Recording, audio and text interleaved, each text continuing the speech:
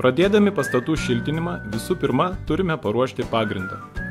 Šiltinimo darbus Sacred rekomenduoja vykdyti ne žemesnėje nei 5 ir ne aukštesnėje nei 25 laipsnių temperatūroje.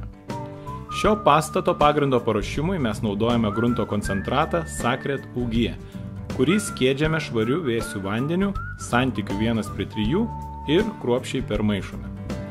Paruoštų gruntų paviršių galima gruntuoti voleliu, teptuku arba naudojant purkštuvą. Šiuo atveju mes naudojame volelį ir dažymo vonelę, su kuria gruntas tolygiau įsigeria į volelio pluoštus.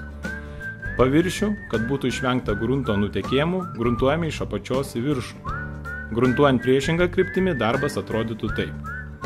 Sacred UG gruntas yra geltonos spalvos, dėl ko lengviau atskirti gruntuotas ir dar negruntuotas paviršiaus vietas. Grunto koncentratas Sacred UG gali būti 4 skirtingų įpakavimų – 1 litro, 5 litrų, 10 litrų ir 25 litrų. Sacred taip pat siūlo ir kitus pagrindų paruošimui skirtus produktus. Gruntą prieš dekoratyvinį tinką Sacred PG, kvarcinį gruntą mažai geriantiems paviršiams Sacred QG, giluminį gruntą išsitrinantiems paviršiams Sacred TGV ir įprastinį statybinį gruntą Sacred BG.